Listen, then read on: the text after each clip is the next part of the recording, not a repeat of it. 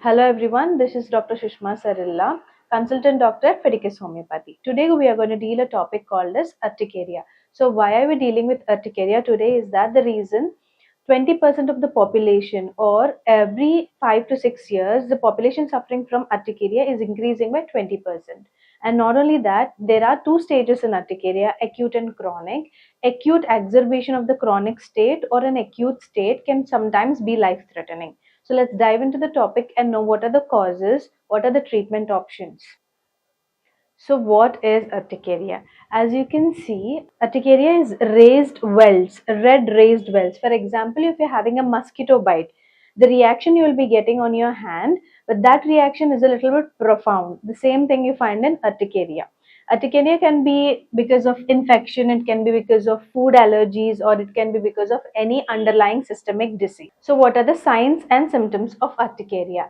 Urticaria presents with raised, in the sense a little raised from the above surface, raised red wells which are blanching. That is, if you put pressure on this wells or in this raised region, it will blanch or it will become pale.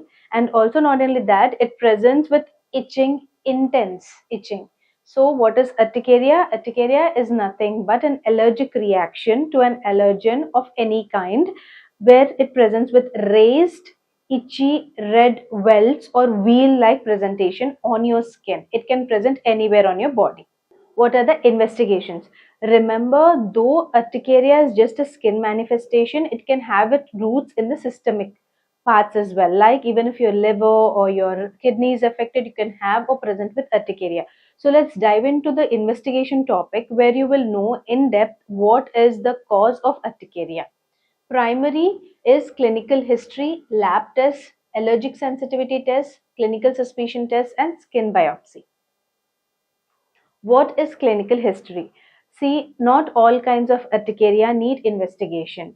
So, first, when a patient comes to us, what we need to do is take a proper history. So, what does the history include? It includes onset, like is it sudden or is it slowly developing?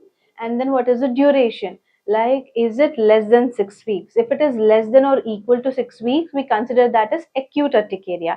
If it is more than 6 weeks, then we consider that as chronic urticaria. And what is the pattern?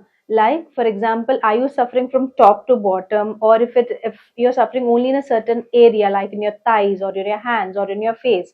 It depicts what kind of urticaria it is. Then coming to exposure to allergens, what sort of allergic reaction you're having after exposure? For example, you've had some food and then you've started developing these red wells all over your body. Is there any trigger? We will note even that also. And then associated symptoms.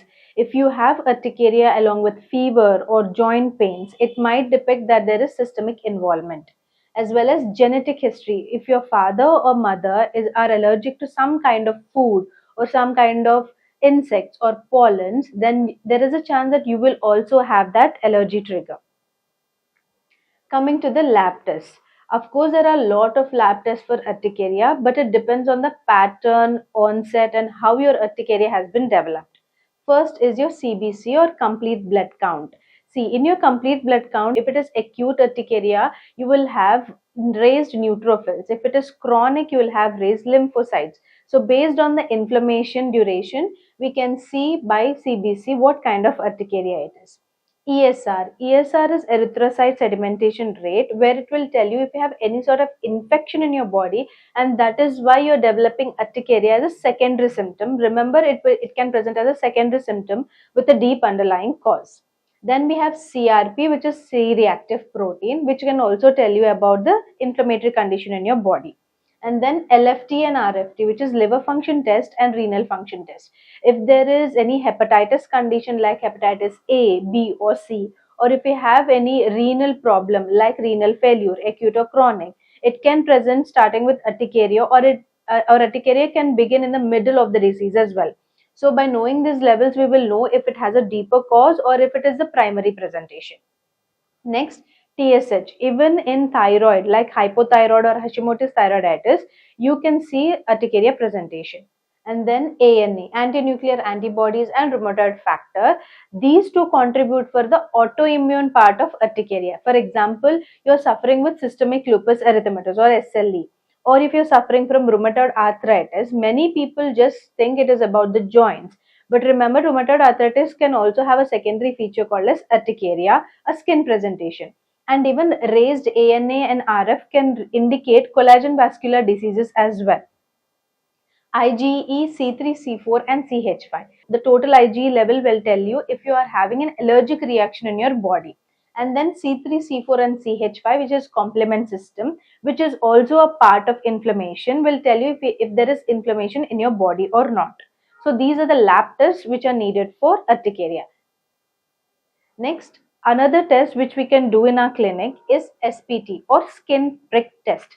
For example, we have taken your case and we have noted what are the allergic reactions you are having after certain things. For example, it can be food, it can be insect bites, or it can be any other things, like for example, drugs. We will take a part of that or a part of the allergic reaction you're having due to a certain food. We will place it on the back of your body. We will put a drop of it and then we will prick the skin with it. See, this is how a skin prick test is done. These are the assumed allergens. So one drop of each allergen is put, and on top of that we will prick it with a needle, and then we will wait for about 12 to 30 minutes. And if they have raised welts near that area, it means they are allergic to that kind of allergen. And then we have specific IgE test. So what is specific IgE? IgE can be measured in two levels. One is total and one is specific. If there is total rise, it will tell you that you're having an allergic reaction, but the specific IgE test will tell you what sort of allergen you're allergic to. Next is oral food challenge, especially in countries like India. If there is any allergic reaction to food, then it can be because of fish or prawns. Or if you're going abroad like USA or UK, they might be having allergy to peanuts or shellfish. So to know what kind of food you're allergic to, the patient under the supervision of doctor is sat down. They are given a smaller amount of food of each kind and the reaction is noted. So if because we are giving very smaller amounts, the allergy reaction will be also very minor and the reaction will be noted and we'll know what sort of food you are being allergic to so that we can prevent the trigger. Next, other tests, infection screening. For example, in your routine test, you're having some sort of problem in your SGOT or SGPT levels in your LFT, or you're having some increase or decrease in your BUN or creatinine levels in your renal function test, then we can do some deeper tests to know the liver function or the kidney function or overall body function through infection screening. And also we can screen for H. pylori or hepatitis B, C or A. Cold stimulation. Remember that even physical triggers can cause urticaria. For example, cold can also cause urticaria. So we can do cold stimulation test where the person is exposed to cold and we will see if they have an allergic reaction to the physical trigger. The same goes with the heat challenge where the person is exposed to sunlight or to steam to see the allergy reaction of the person. And then what is dermatographism? As you can see in this picture, this is called as dermatographism.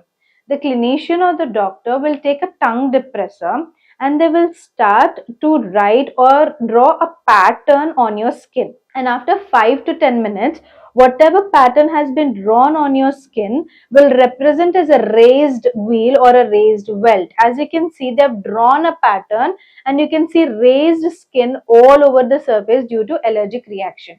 If they are positive for this, then that they are called as positive for dermatographism or positive for urticaria. And then drug provocation test.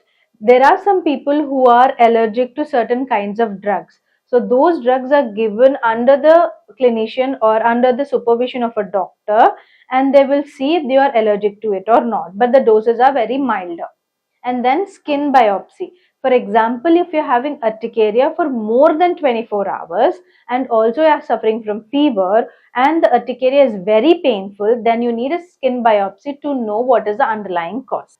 Now we'll talk about the structure and function or anatomy and physiology of this urticarial part. As you can see, your blood contains certain cells called as mast cells. Okay, so these mast cells have some pigments or some granules inside of them, and they have this IgE also roaming inside your blood.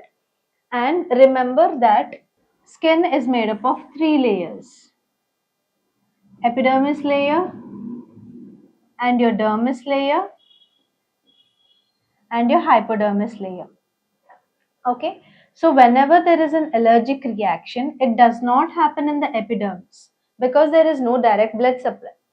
So it happens in the dermis where there are blood vessels. Okay, now we'll talk about the causes and risk factors for this urticaria. Primary. Remember, if the urticaria is less than or equal to 6 weeks, then that is called as acute urticaria. If the urticaria is more than 6 weeks, then it is called as chronic urticaria. There are some triggers or causes which can start in acute form and they can make the urticaria progress into the chronic form. For example, this allergic reaction can be present in acute as well as in chronic urticaria. See, allergic reaction to either food or any certain insect bites can start in the acute form and they can go into the chronic form as well. Same with certain infections. For example, if you're suffering from hepatitis A or hepatitis B or C, it can start in the acute form even though if the systemic disease has been dealt with or has been cured, the urticaria can progress into chronic type for certain period of time. Physical triggers, either cold, heat, pressure, vibration, these can start as acute urticaria and can also or progress into chronic urticarias. Do you know that even stress or emotion can cause urticaria? A lot of people have experienced this and don't know what is the underlying pathology. When you're under a lot of stress or you're having exceptional emotion towards certain things, your skin or your hormones, there is certain imbalance in them which can cause irritation in your skin, causing hives, especially if you're having stress hives or emotional hives. You can see it on your cheeks where you're blushing or flushing, and also you will have small welts forming, which is usually acute. But if you're under stress for a longer period of time, then it can progress into chronic. And then contact irritation, this is something that needs to be dealt because it is an acute form. For example, you are wearing some clothes which are not cotton, like for example wool, or you're wearing something which is rayon, and you are very irritated or skin is irritated by it. As soon as you wear those clothes, you feel irritated, you will have these red welts, and as soon as you remove those clothes and change into something very breathable, then you will not have any reaction. Remember, natural form of clothes might not cause a lot of reaction. For example, cotton will cause reaction only in people who are hypersensitive, but synthetic clothes can cause a hyperreaction in many people. If you're choosing a dress for yourself, make sure it is in the natural form. Next, autoimmune diseases. Diseases like rheumatoid arthritis, collagen vascular diseases, or even SLE can have their systemic manifestations, and also they can have manifestations like urticaria, which is present on your body. This has to be dealt internally because there is some systemic problem where your body is affecting your own body cells and causing this reaction. Cancers. Certain cancers can also present with urticaria, and then idiopathic. Remember, even though we have lots of causes and lots of risk factors, even though we have run through 1,000 tests, sometimes you never know what is causing that reaction.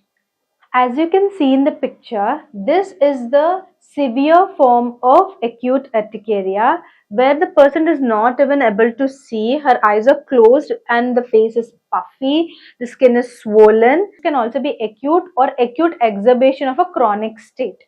Okay, and this is a usual presentation of urticaria where there is red raised welts. Okay, but this is the most severe form of urticaria. What are the body changes? Let us dive into what changes happen in our body during urticaria. Remember, as I already told you in the structure and function part, that nothing happens in the epidermis. It is all in the dermis, and it can be represented in the epidermal part because of the raised welts. Okay, and also remember that I told you you have flowing mast cells or you have mast cells in your body. So let's dive into the topic to know in detail the pathophysiology.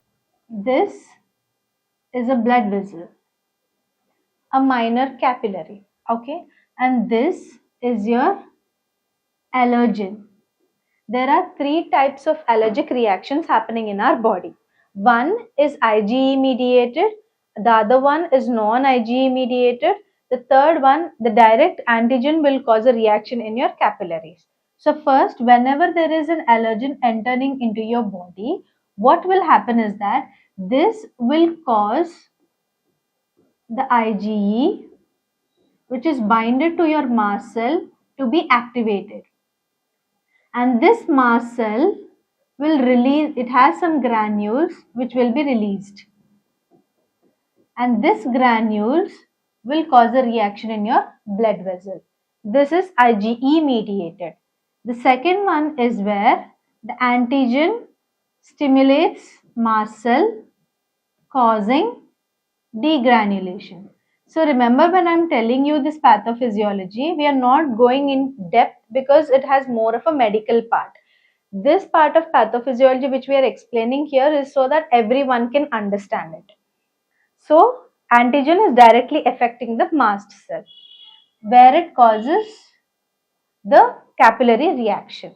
The third one is when your allergen is directly having problem or directly causing a reaction in your capillary system.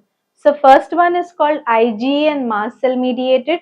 Second one is called IgE independent and mast cell dependent. Third one is IgE and mast cell independent. Okay, these are the three forms of reactions you will be having in your body. So what does this do? What does this mast cell degranulation do? The mast cell, whenever it is releasing granules, it is called as degranulation. So what does this degranulation do, and what are these CH5 or C3 and C4? These are nothing but complement systems. Whenever your mast cell breaks and releases those granules, it attracts inflammatory mediators, and the complement system helps in formation of inflammation. So what is inflammation? Is that there will be some edematous reaction here, where it has increased redness, it has heat, it has water content or edematous. So this reaction is what you see on the skin. Okay, so all of these allergens will cause the mast cell to degranulate, and the degranulation will cause inflammation. What does this inflammation cause? Inflammation will represent on your skin as this red raised welts. So I think you understand the pathophysiology part. It is just an out sketch of what is happening in your body. Next, we'll dive into the conventional treatment program. See, even if you're suffering from urticaria, or if anyone is suffering from urticaria, what do we usually do? We consult a dermatologist or we consult an MD physician, where they will be giving us certain medications. For example, if you're suffering from urticaria, many people take antihistamines, which are of two types, sedating and non-sedating. Sedating is something which will cause you to sleep. Like if you're taking cetirizine, you feel like you're sleepy all day. And then non-sedating type. So what are the problems for taking antihistamine? For example, if you're taking antihistamine, you will have the sleeping effect where you will not feel like working a lot. And also you will have, in certain people, they will experience dry eyes, they will experience headache, as well as there are cases reported that an antihistamine use in certain elderly people can cause confusion. And then H2 antihistamines. So what do these cause? Taking H2 antihistamines, if the antihistamine sedating and non-sedating are not working, then they will go for H2 type, where it can cause severe gastric reflux, or they can give you acute gastritis if you are using for a longer period of time. And then corticosteroids. If you are giving steroids for urticaria, then remember corticosteroids do come with some side effects like weight gain. They can cause hair fall, and they can cause waterlogging in your body. Next, coming to leukotriene antagonists. So what do these leukotriene antagonists do? These can also have side effects like mood changes, nausea and vomiting. And then immunosuppressants. For example, if you're suffering from an autoimmune disease and there is urticaria, certain doctors can prescribe you with immunosuppressants. What happens with immunosuppressants? The allergy is, however, relaxed, or you will not be having acute exacerbation or reaction to that allergen. But what will happen is, because you're taking immunosuppressants, you will not have a normal reaction to a certain kind of bacteria or virus. So there are chances of infection. And next, coming to epinephrine. If you're taking epinephrine, then that can cause tachycardia or increased heart rate, and it can also cause mood changes and nausea. So these are some of the side effects by taking this medication. Now coming to the homeopathic part of urticaria. If you're suffering from urticaria and you're taking antihistamines or H2 antihistamines, you're taking leukotrienes or epinephrines or immunosuppressants, remember they all come with a tagline called side effects. But in homeopathy, we do not have any side effects for our medications. And also, if you're suffering from urticaria, which is of chronic cause and where the treatment needs to be internal, treating the organ as well as giving you that urticarial relief, then remember homeopathy is the best choice, where it treats your internal system holistically and also your urticaria will disappear. It is a timely action where the medication takes its root, and from the cure is from inside out, where you will have relief of your systemic symptoms as well as your skin symptoms. And also remember, in homeopathy we do not give you these many kind of medications like immunosuppressants and then you give some topical treatments and then you give some corticosteroids. It's not like that in homeopathy. If there is single person, then there is some medication which is tailor made for you and for your condition. So we have all in one medication for you. And also you will not have any sort of side effects and also non sedative medicines. For example, if you're taking an antihistamine, you will be sleepy all day. But by taking homeopathy medications, there is no such effect of having or being sleepy all day. So it has non sedative effects. And also we do not prescribe any sort of steroids for your body which will cause you to have weight gain or waterlogging condition. And also we do not give any immunosuppressants where your body's natural reaction to a certain infection is suppressed, causing you to cause or have a little bit of more infection or being prone to different kinds of infection. Here in homeopathy, we do not give you immunosuppressants, we do not give you corticosteroids or steroids, any such. We will not give you any medication that is sedative in nature. It is holistic, just made for you, where internally your cause will be treated, wherein it treats your disease from inside out. Next time, if you're suffering from urticaria or if you're suffering from an autoimmune disease where your body is hurting your own body, try homeopathy treatment, wherein it will treat you holistically and also your well being is improved from day to day. Next, coming to the precaution part. Remember that even if you are taking any kind of medication, the doctor will tell you certain precautions so that there will not be an outburst or a recurrence. Okay, so what are those? Identify and avoid triggers. For example, if you are allergic to tomatoes, try not eating tomatoes in any form. If you're allergic to nuts and seeds and you're eating a chocolate, then remember to see what are the ingredients in the back of the chocolate wrapper and see if there are no nuts and then consume it. And also, if you're allergic to certain kind of clothes which are fabrics not natural, then maybe avoiding those kind of fabrics can give you relief. See, identify and avoid the triggers. Next, lifestyle modifications. High insulin or insulin resistance or having some certain diseases like fatty liver, lifestyle modifications. If you are eating healthy and you are living a healthy life, then the outbreak or a recurrence of urticaria can be decreased. And then timely medical help. For example, you are having severe urticaria or a form of angioedema, where even your larynx part is also edematous. Many people are allergic to prawns and shellfish. If you're eating them and you start developing where your tongue is becoming flabby, it is becoming edematous, that can cause your airway to obstruct. So seek immediate help.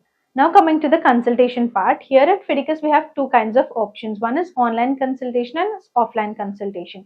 If you're staying nearby our nearest branches, then in-person would be a good choice. Or if you're staying far away from us and you have different working zones or time zones, or if you're anywhere across the globe and you want to reach out to us, you can call or WhatsApp us on the number which is given here.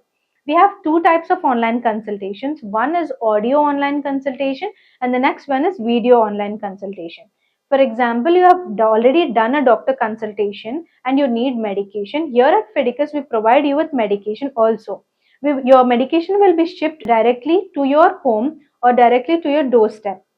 For example, if you're staying in India, it will take about 3 to 4 days for your medicine to reach you. If you're staying in USA, it will take about 3 to 5 days to reach you. If you're staying across anywhere in the globe, apart from USA and India, it can take about from 4 to 8 business days for your medicine to reach you. If you're suffering from urticaria and you would like to take homeopathic consultation, do call or message or WhatsApp us on this number. Why do you want to choose Fidicus Homeopathy?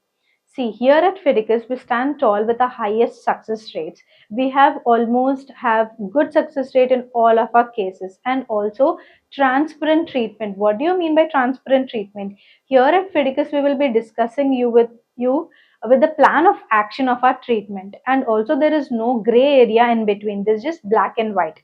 And then the Fidicus personal care is top notch. So next time you want to take treatment, try Fidicus Homeopathy. Thank you.